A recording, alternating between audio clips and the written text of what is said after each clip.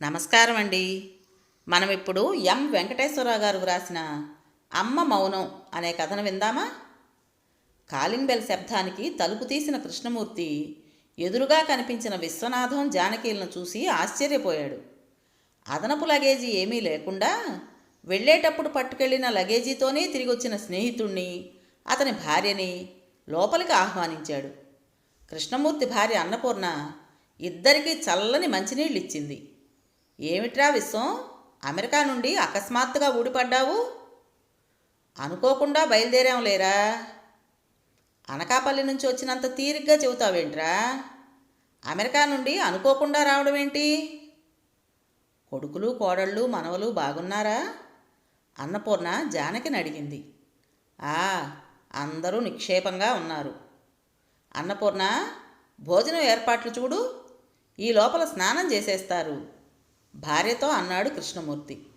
ఇప్పుడేం వద్దమ్మా, వచ్చేటప్పుడు హోటల్లో తినొచ్చాం. ఒరేయ్, నీ అలవాట్లు నాకు తెలియనివి కావులే గాని ముందు స్నానం చేసిరా, భోంచేద్దు గాని అని భార్య వైపు తిరిగి త్వరగా కానీవోయ్ అని చెప్దామనుకునే లోపలే ఆమె కిచెన్లోకి వెళ్ళింది. జానకి స్నానం చేసి కిచెన్లో ఉన్న అన్నపూర్ణ దగ్గరకు వచ్చింది. రండి, వచ్చి ఇలా కూర్చోండి. ఏమిటి అమెరికా విశేషాలు? ఇక్కడికి అక్కడ పచ్చ, అక్కడికి ఇక్కడ పచ్చ అని వాళ్ళ వాతావరణం నాగరికత వేరు. కొన్నేళ్ల వరకు మీరు రారని అనుకున్నాం. ఆయనకు ఉండాలనే ఉంది. పిల్లలు వెళ్ళొద్దనే గొడవ చేశారు. నేనే ఇవ్వలేకపోయాను. అవునులేండి, పుట్టి పెరిగిన ఊరిని, పరిచయమైన ప్రదేశాలని చూడకుండా ఎన్నాళ్ళు ఉండగలం అంటూ తరిగిన బంగాళాదుంప ముక్కల్ని బాండీలో కాగుతున్న నూనెలో వేసింది అన్నపూర్ణ. మీ అమ్మాయి స్నేహ అల్లుడు బాగున్నారా? మొన్న ఉగాదికే వచ్చెళ్ళారు. స్నేహ నెలదప్పింది. చాలా సంతోషం. మరి ప్రశాంత్ ఇంకా పూణేలోనే ఉన్నాడా? లేదు, ట్రాన్స్ఫర్ మీద హైదరాబాద్ వచ్చి 2 నెలలు అయింది. వాడు పనిచేస్తున్న కంపెనీ హైటెక్ సిటీ దగ్గర ఉందట. రోజు ఈ ట్రాఫిక్ అంత దూరం వెళ్ళి రావడం కష్టమని అక్కడికి దగ్గరలో ఓ ఫ్లాట్లో ఉంటున్నాడు. అన్నపూర్ణ, అయిందా అడిగాడు కృష్ణమూర్తి. 5 నిమిషాల్లో వడ్డిస్తున్నాను. స్నానం చేసొచ్చిన విశ్వనాథాన్ని చూసి, రారా ఇలా కూర్చో. ఏమిటి సంగతులు? కృష్ణమూర్తి అనటంలో తన మనస్సులో నిగూఢంగా ఉన్న నిశ్శబ్దాన్ని ఛేదించే యత్నం చేస్తున్నాడని గ్రహించిన విశ్వనాథానికి పెదవి విప్పక తప్పలేదు. మౌనం మాట్లాడబోయేసరికి బెంకం కోసం అదిపి పెట్టుకున్న అశ్రువులు ఇహ ఆగలేమంటూ విశ్వనాథం కళ్ళ నుండి రాలడం, అది చూసిన కృష్ణమూర్తి కంగారుగా, ఒరే విశ్వం, ఏంట్రా ఇది, ఏమైంది? ఊరుకో, ఏమైనా ఉంటే తర్వాత మాట్లాడుకుందాం, లే భోంచేద్దువురా అని ఆప్యాయంగా భుజం మీద చేయేసేసరికి ఉప్పెనలా రాబోయే అశ్రువుల్ని బలవంతంగా ఆపేసి భోజనానికి లేచాడు విశ్వనాథం. కమ్మటి భోజనం నెయ్యితో అన్నపూర్ణ కొసరి వడ్డిస్తుంటే, కృష్ణమూర్తి పక్కన కూర్చుని కబుర్లు చెబుతుంటే చాలా నెలల తర్వాత తృప్తిగా తిన్నారు విశ్వనాథం జానకిలు. వరండాలో పక్కపక్కనే వేసిన మంచాల మీద కూర్చున్నాక, ఇప్పుడు చెప్పరా విశ్వం, అమెరికాలో కొడుకుల దగ్గరే సెటిల్ అవుతున్నానని అందరికీ చెప్పి వెళ్ళి 3 నాళ్ల ముచ్చటగా 6 నెలలు తిరగకుండానే ఎందుకు తిరిగి వచ్చారు అడిగాడు కృష్ణమూర్తి. అదే నేను చేసిన పొరపాటు. నువ్వెంతగా చెప్తున్నా వినకుండా ఉన్న ఇల్లు అమ్ముకుని కొడుకులు ఇద్దరూ రమ్మనడం నిజమనుకుని తీరా వెళ్ళాక కనీసం ఎయిర్పోర్ట్కి వచ్చి రిసీవ్ చేసుకోలేనంత బిజీ జీవితాన్ని కొడుకులు గడుపుతున్నారని, వాళ్ళు మా కోసం టైం వేస్ట్ చేయలేక మనుషుల్ని అరేంజ్ చేయటంతోనే బోధపడింది అక్కడ మేం గడపబోయే జీవితం ఎలా ఉంటుందో. మొదట టెక్సాస్లో ఉంటున్న పెద్దబ్బాయి దగ్గరికి వెళ్ళాం. వెళ్ళిన 2 రోజులకే యాంత్రిక జీవితానికి అలవాటు పడ్డ కొడుకు కోడల దగ్గర మేము స్వతంత్రం కోల్పోతున్నామని బోధపడింది. పెద్ద కొడుకు రవీంద్ర భార్య సవిత, ఇంటర్నెట్ ద్వారా కుదిరిన సంబంధం. సాఫ్ట్వేర్ కంపెనీల్లో ఇద్దరికీ ఉద్యోగాలు. 3 ఏళ్ల కొడుకు, 2 ఏళ్ల కూతురు వాళ్ళకి. వాళ్ళు పుట్టాక మొదటిసారి మమ్మల్ని చూసి మా దగ్గరకే రావటానికి భయపడ్డ పిల్లలు 4 రోజుల్లో మమ్మల్ని అతుక్కుపోయారు. మేము వెళ్ళిన వారం రోజులకి డెట్రాయిట్లో ఉంటున్న 2వ కొడుకు నాగేంద్ర వచ్చాడు. వాడి భార్య మైథిలి ప్రెగ్నెంట్ అట. డాక్టరు ప్రయాణం చేయొద్దన్నాడని తీసుకురాలేదుట. మైథిలి నాగేంద్ర ఇద్దరూ ఒకే చోట పనిచేస్తారట. పెద్ద కొడుకు రవీంద్రకి నా చెల్లెల కూతురు లక్ష్మినిచ్చి పెళ్లి చేద్దాం అనుకున్నా చివరి నిమిషంలో రవీంద్ర తన పెళ్లి గురించి చెప్పడంతో అంగీకరించక తప్పలేదు. లక్ష్మిని రెండో కోడలుగా నాగేంద్రకిచ్చి చేద్దామనుకున్నా మా నిర్ణయం అమలు కాలేదు. మైథిలిని పెళ్లి చేసుకున్న 3 నెలలకి నింపాదిగా ఇంటర్ క్యాస్ట్ మ్యారేజీ చేసుకున్నానని మాకు తెలియజేశాడు నాగేంద్ర. మమ్మల్ని ఇద్దరినీ చూసి కొడుకులిద్దరూ సంతోషించినందుకు సంబరపడ్డాం. ఇండియా వదిలి పర్మనెంట్గా వాళ్లతో ఉండాలనుకుంటున్న మా నిర్ణయం విని వాళ్ళ మొహాల్లో రంగులు మారసాగాయి. ఆ రోజు మధ్యాహ్నం భోజనాలు అయ్యాక నాగేంద్ర సంభాషణ మొదలెడుతూ, ఎందుకు నాన్న హైదరాబాద్లో ఇల్లు అమ్మేసి ఇంత దూరం వచ్చారు? మేం పుట్టి పెరిగిన ఇల్లు అది. ఇప్పుడు కావాలంటే మళ్ళీ కొనగలమా? ఏదో ఓ 6 నెలలు ఒకళ్ళ తర్వాత ఒకళ్ళు వచ్చి అమెరికా చూసి వెళ్తే సరిపోయేది. అయినా ఉన్న ఇల్లు అమ్ముకుని ఇక్కడికి రావాల్సినంత అవసరం ఏమొచ్చింది ఇప్పుడు? రవీంద్ర నీకు చెప్పలేదా? మీరిద్దరూ ఇష్టపడ్డాకే కదా మేం వచ్చింది. ఏరా రవి అంది ఆవేశంగా జానకి. రవీంద్ర తమ్ముడి వైపు తిరిగి, నీకు చెప్పాను కదరా అనేసరికి, ఏదో జోక్ చేస్తున్నావు అనుకున్నా. ఎందుకంటే అమ్మ సంగతి నాకు బాగా తెలుసు. ఆ ఇంటి మీద అమ్మకున్న మమకారం ఇల్లు అమ్మనివ్వదని నాకు గట్టి నమ్మకం. అయినా అమ్మ ఇష్టానికి వ్యతిరేకంగా ఏ పని చెయ్యని నాన్న ఇల్లు అమ్మి బలవంతంగా అమ్మని ఇక్కడికి తీసుకొస్తాడని ఎక్స్పెక్ట్ చేయలేదు. నాగేంద్ర మాటలకి నేను జానకి మొహామొహాలు చూసుకున్నాం. మేము అమెరికా రావడానికి అన్ని ఏర్పాట్లు చేసి తమ్ముడు ముందు తెలివిగా తప్పించుకున్న పెద్ద కొడుకుని, అన్న ముందు అతి తెలివిగా మాట్లాడిన చిన్న కొడుకుని ఏమీ అనలేకపోయాం. ఆ రోజు రాత్రి, అమ్మా రేపు మార్నింగ్ ఫ్లైట్కి వెళ్తున్నా. మైథిలి ప్రెగ్నెంట్ కదా, ఒంటరిగా ఉంటుంది. ఈ సమయంలో నువ్వు తనకు తోడుగా ఉండాలని ఆశపడుతోంది. మీ ఇద్దరినీ తీసుకురమ్మని మరీ మరీ చెప్పింది. మీరు రేపు నాతో బయలుదేరుతున్నారు అన్నాడు నాగేంద్ర. అదేంట్రా, అమ్మా నాన్నలు ఇప్పుడేగా వచ్చింది, ఇక్కడ కొన్నాళ్ళు ఉండని. మైథిలి డెలివరీకి ఇంకా టైం ఉందిగా, 2 నెలలు ఆగొస్తారులే అని రవీంద్ర అన్నాడు. కొడుకులు కురిపిస్తున్న ప్రేమ వర్షంలో తడిసి ముద్దయిన జానకి, పిచ్చి సన్నాసులు మధ్యాహ్నం ఏదో అన్నారని అపార్థం చేసుకున్నారు, ఇప్పుడు చూడండి అన్నట్టు చూసింది పక్కనున్న భర్త వైపు. ఇందులో ఏదో అపశృతుందని కొడుకుల అభిమానాన్ని అభిమతాన్ని మొదటిసారి శంకించింది విశ్వనాథం మనస్సు. ఇంతలో రవీంద్ర భార్య సవిత అందుకుని, మీరిద్దరూ అత్తయ్య మామయ్యని మా దగ్గర ఉండాలని వాదులాడుకునే కంటే కొన్నాళ్ళు మామయ్యని మాతోనూ అత్తయ్యని నీతోనూ తీసుకెళ్ళు నాగేంద్ర అంది మరిదివైపు తిరిగి. నాగేంద్ర ఎంతో సంబరపడిపోతూ, మా మట్టి బుర్రలకి తట్టలేది ఐడియా, మీరేమంటారమ్మా? చెప్పండి నాన్న అన్నాడు నాగేంద్ర. ఇంకా మేం చెప్పేందుకేముంది, మీరు చెప్పింది వినడం తప్ప అనేసరికి భర్త వైపు చూసింది జానకి. ఆ చూపుకి అర్థం మౌనం అని అర్థమైన విశ్వనాథం నోరు విప్పలేదు. సరేనమ్మా, రేపే మన ప్రయాణం, నీ లగేజీ సర్దుకో అని వెళ్ళాడు నాగేంద్ర.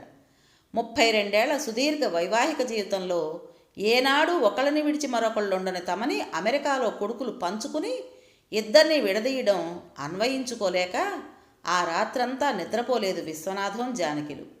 మర్నాడు ఉదయం నాగేంద్రతో బయలుదేరింది జానకి. డెట్రాయిట్లో చిన్న కొడుకు ఇల్లు చూసి అబ్బురపడ్డది జానకి. కోడలి కోసం తెచ్చిన వస్తువులు ఆమెకు చూపుతుంటే అయిష్టంగా ఆ ఊ అని మైథిలి తలాడిస్తుంటే జానకి మనస్సు చివుక్కుమంది. ఉదయం నిద్రలేచి కాలకృత్యాలు తీర్చుకొచ్చి వేడివేడి ఫిల్టర్ కాఫీ ఇద్దరూ కలిసి తాగుతూ న్యూస్ పేపర్ జానకితో కలిసి చదివే అలవాటున్న విశ్వనాథానికి విరుద్ధంగా ఆలస్యంగా నిద్రలేచి వాళ్ళ టైం ప్రకారం సవిత కాఫీ తెచ్చిచ్చేసరికి కాఫీ మీద ఇష్టం చచ్చిపోయింది విశ్వనాథానికి. స్నానం చేసి కాసేపు పూజ చేసుకోవడానికి అంత పెద్ద ఇంట్లో చిన్న దేవుని గది కాదు కదా, కనీసం దేవుని పటం కూడా లేకపోవడం ఇబ్బందిగా అనిపించి అదే మాట కొడుకుని అడగ్గా, అవన్నీ ఇక్కడ ఎలా కుదురుతాయి నాన్న, సర్దుకుపోవాలి అని తేలిగ్గా తీసేయడంతో ఇన్నేళ్ళు అంటిపెట్టుకున్న పూజా పునస్కారాలకి ఓ మనోనమస్కారం పెట్టుకోవడంతో సరిపెట్టుకున్నాడు విశ్వనాథం. దినచర్య కుదింపుతో పాటు ఆహారపు అలవాట్లకు అడ్జస్ట్ అవ్వాల్సిన పరిస్థితి ఎదురైంది.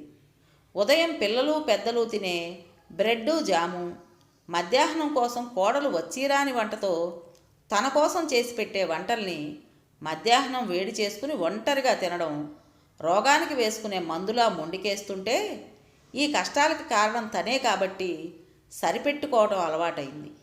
రాత్రిపూట కొడుకు కోడలు పిల్లలు తినే ఫాస్ట్ ఫుడ్లు పిజ్జా బర్గర్లు తినడం అలవాట్లేని విశ్వనాథం రాత్రి భోజనం మర్చిపోయి క్రమంగా 2 పళ్ళు తింటూ అర్ధాకలికి అలవాటు పడిపోయాడు.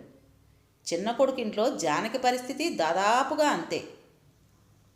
వెళ్ళిన మరుసటి రోజే కొడుకు కోడలు గదిలో మాట్లాడుకుంటున్న మాటలు జానకి చెవినబడి మనస్సు వికలం చేశాయి. మైథిలి తల్లి ఇండియాలో ఉంటున్న పెద్ద కూతురు డెలివరీకి వెళ్ళిందని, ఆమె రావడానికి ఇంకో 6 నెలలు పడుతుందని, అప్పటిదాకా మైథిలికి తోడుగా ఉంటుందని తల్లిని తీసుకొచ్చినట్టు నాగేంద్ర భార్యకి సర్ది చెప్తూ, రవీంద్ర పిల్లలు చిన్నవాళ్ళు కదా, వాళ్ళిద్దరూ ఆఫీసులకు వెళ్తే ఈ 6 నెలలు మా నాన్న ఇంట్లో ఉండి చూసుకుంటాట. ఈ లోపల మీ అమ్మగారు రాగానే మా అమ్మని అన్నయ్య దగ్గరికి పంపించేద్దాం, అందాక కాస్త అడ్జస్ట్ అవ్వు అన్నాడు బ్రతిమాలుతూ. ఖచ్చితంగా 6 నెలల తర్వాత పంపేయాలి మరి. అలాగే అలాగే అనడం కాదు, మైథిలి గొంతులో కమాండింగ్. ఆమె నా కన్న తల్లి, అంత ఖచ్చితంగా. అందుకే మా డాడీ నువ్వు అడక్కపోయినా డౌరీ ఘనంగా ఇచ్చింది. ఎందుకో తెలుసా? నాకు ఇష్టం లేని ఏ పని నువ్వు చేయకూడదని. మైథిలి మాటలు నాగేంద్రను శాసిస్తున్నట్టు వినిపిస్తున్నాయి. ఆ మాటలు విన్న జానకి చిన్న కొడుకు మీద పెంచుకున్న మమకారం ప్రాకారాలు దూకి పారిపోతున్నట్టు అనిపించింది. ఆ రాత్రి జానకి ఎంతకీ నిద్ర పట్టలేదు. ఇక్కడ తను ఎలాగైనా సర్దుకుపోగలదు, కానీ అక్కడ భర్త ఎలా ఉన్నాడో అని తెల్లవార్లు ఆలోచిస్తూనే ఉంది. ఎప్పుడూ ఉల్లాసంగా 10 మందిలో మాట్లాడుతూ యాక్టివ్గా ఉండే విశ్వనాథంలో నెల రోజులకే స్తబ్దత చోటు చేసుకుంది. ఏదో వేళకి తినడం, టీవీలో పుస్తకాలతో కాలక్షేపం చేస్తున్నా కాలాన్ని కిల్చేయడం కష్టంగా మారింది.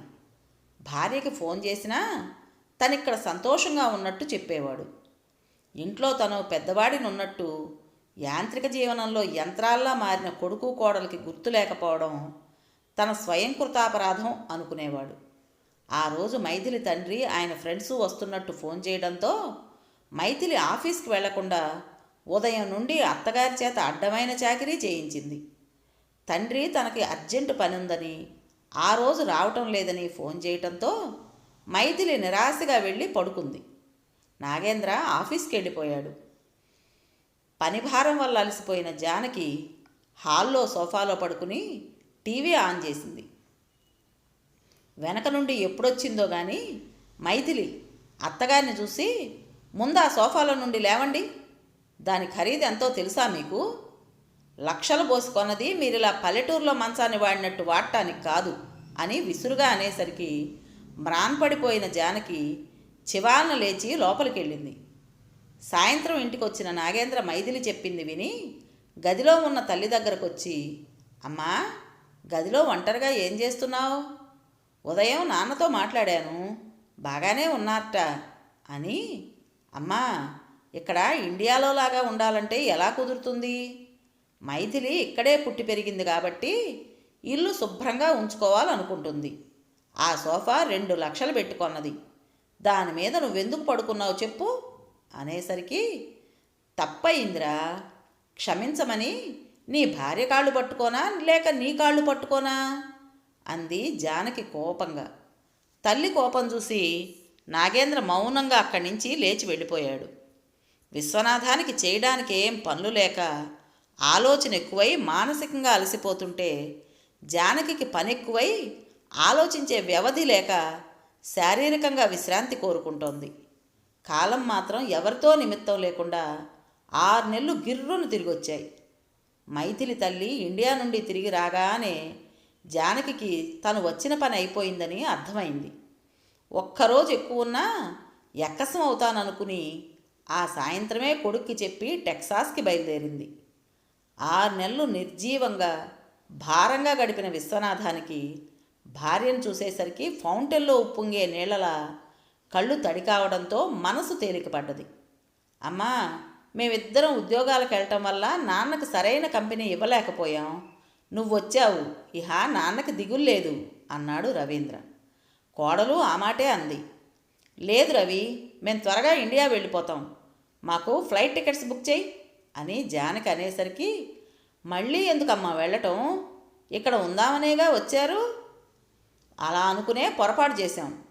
ఎక్కడి వాళ్ళు అక్కడుంటేనే మర్యాద, గౌరవం, ఆప్యాయత, అనురాగం అంటిపెట్టుకుని ఉంటాయి. లేకపోతే ఆత్మాభిమానం చంపుకుని ఆత్మన్యూనతతో జీవోత్సవాల్లో బ్రతుకు ఏడవాల్సి వస్తుంది మాలాంటి వాళ్ళు. ఆ దుస్థితి రాకముందే వెళ్ళిపోతాం అంది జానకి దృఢంగా. ఇండియాలో ఇల్లు కూడా లేదు కదమ్మా. పిల్లలు ఎన్ని తప్పులు చేసినా అమ్మ ఒడిలో ఎప్పుడూ ఇంత స్థలం ఉంటుంది. మేము తప్పు చేశాం. పుట్టి పెరిగిన మాతృభూమి మా తప్పుల్ని మన్నించి మేము ఉండడానికి ఇంత నీడ ఇవ్వకపోతుందా? నాన్న, అమ్మకి మీరైనా చెప్పండి. మీ అమ్మ మాట జీవితంలో ఒకే ఒక్కసారి విననందుకేరా ఈ 6 నెలలు మాకు అమెరికా అరణ్యవాసం. రవీంద్ర గబగబా నాగేంద్రని ఫోన్లో కాంటాక్ట్ చేశాడు. నాగేంద్ర తల్లితో మాట్లాడాలని ఎంత ప్రయత్నించినా జానకి ఇష్టపడలేదు. మర్నాడు నాగేంద్ర వచ్చాడు. అన్నదమ్ములిద్దరూ ఎంత బ్రతిమాలినా జానకి తన నిర్ణయం మార్చుకోలేదు. 2 రోజుల తర్వాత రవీంద్ర ఫ్లైట్ టికెట్స్తో పాటు 2 లక్షల చెక్ ఇవ్వబోతుంటే టికెట్స్ తీసుకుని చెక్ తిరిగిస్తూ, దేన్నైనా డబ్బుతో కొనగల స్తోమత ఇప్పుడు మీకున్నా మిమ్మల్ని కన్న తల్లిదండ్రులుగా మా కన్న ప్రేమని 2 లక్షలకి మీకు అమ్ముకునే దుస్థితి మాకింకా రాలేదు, రాబోదు. ఎందుకంటే మాలో ఇంకా ఆత్మాభిమానం బ్రతికే ఉంది అంది జానకి. చెప్పడం ముగించిన విశ్వనాథంతో, నువ్వేం దిగులు పడకు, నీకు మేమున్నాం, మిగిలిన విషయాలు రేపు మాట్లాడదాం అని కృష్ణమూర్తి స్నేహితుడి భుజం తట్టడంతో గుండెల నిండా గాలి పీల్చుకుని పడుకున్న విశ్వనాథానికి వెంటనే నిద్ర పట్టింది. చాలా కాలం తర్వాత కృష్ణమూర్తి, విశ్వనాథం కలిసి శంషాబాద్ దగ్గర 10 ఏళ్ల క్రితం 5,000కి కొన్న స్థలం ఎయిర్పోర్టు పుణ్యమా అని హాట్ కేక్లా 75 లక్షలకు అమ్ముడుపోయింది. కృష్ణమూర్తి ఇంటి పక్కనే కొత్తగా కడుతున్న అపార్ట్మెంట్లో విశ్వనాథానికి, జానకిలకు ఓ ఫ్లాట్ కొనిపెట్టాడు. సరిగ్గా 2 ఏళ్ల తర్వాత కాలింగ్ బెల్ శబ్దానికి తలుపు తీసిన విశ్వనాథానికి కొడుకులిద్దరూ ఎదురుగా కనిపించేసరికి ఆశ్చర్యపోయి, రండ్రా అన్నాడు ముక్తసరిగా. జానకి, ఎవరొచ్చారో చూడు అని భార్యను పిలిచే లోపలికొచ్చి కూర్చున్నారిద్దరూ. ఏం నాన్న, కొడుకులిద్దరూ పోయారనుకున్నారా? అవన్నీ ఎందుకు లేరా, మీ భార్య పిల్లలు ఎక్కడా? హోటల్ రూమ్లో ఉన్నారు చెప్పాడు రవీంద్ర. నాన్న, అమ్మేది? ఎక్కడుంటున్నారో తెలీదు, కనీసం ఫోన్ నెంబర్ కూడా తెలీదు. మేమేం తప్పు చేశామని మీరిద్దరూ స్ట్రైక్ చేస్తున్నారు ఆవేశంగా అన్నాడు నాగేంద్ర. మేమెలా ఉండాలో, ఎక్కడుండాలో మాకు స్ట్రైక్ అయ్యేటట్టు చేశారా మీరు? కొడుకులిద్దరినీ చూడటానికి జానకి ఎంతకీ బయటికి రాకపోతుంటే నాగేంద్ర లేచి లోపలికి వెళ్ళబోతుంటే వేగంగా బయటకు వస్తున్న తల్లి చూసి అమ్మా అని పిలిచాడు. కొడుకుల వైపు కన్నెత్తి చూడకుండా, ఏమండి రెడీ అయ్యారా అంది. అమ్మా, ఏంటమ్మా ఇటు పిలుస్తుంటే అటు బదులిస్తావు అన్నాడు రవీంద్ర. జానకి బయటకొచ్చి చెప్పులు వేసుకుంటుంటే విశ్వనాథం కొడుకులతో, బాబు, మేం విజయవాడ వెళ్తున్నాం, మీరిద్దరూ బయటకొస్తే ఇల్లు తాళం వెయ్యాలి అన్నాడు. తండ్రి మాటలకిద్దరూ వేగంగా బయటకొచ్చారు. నాగేంద్ర తల్లి ముందుకొచ్చి, అమ్మా, నీ మౌనంతో మమ్మల్ని శపిస్తున్నావా? తల్లి పిల్లల క్షేమం కోరుతుంది కానీ శపించదు అని వాళ్ళకి చెప్పి, త్వరగా బయలుదేరండి అంది భర్తతో. వెళ్ళిపోతున్న తల్లిదండ్రుల వైపు అవాక్కై చూస్తూ నిలబడ్డారు అన్నదమ్ములిద్దరూ. విన్నారు కదండి, అమ్మ మౌనం. మరి ఈ కథ మీకు నచ్చిందా? నచ్చినట్టయితే లైక్ చేసి మరో నలుగురికి షేర్ చేయండి. అలాగే ఈ కథ పైన మీ విలువైన అభిప్రాయాన్ని కామెంట్ బాక్స్లో తప్పకుండా తెలియజేస్తారు కదూ. మరి ఇంత మంచి కథను మనకు అందించిన రచయిత గారికి మనందరి తరపున మనస్ఫూర్తిగా ధన్యవాదాలు తెలుపుకుంటూ, ఇటువంటి మరిన్ని మంచి మంచి కథల కోసం తప్పకుండా కొత్త వాళ్ళు మన ఛానల్ని సబ్స్క్రైబ్ చేసుకోండి. రేపు మరో మంచి కథతో మీ ముందుకు వస్తాను. అప్పటి వరకు ఉంటానండి.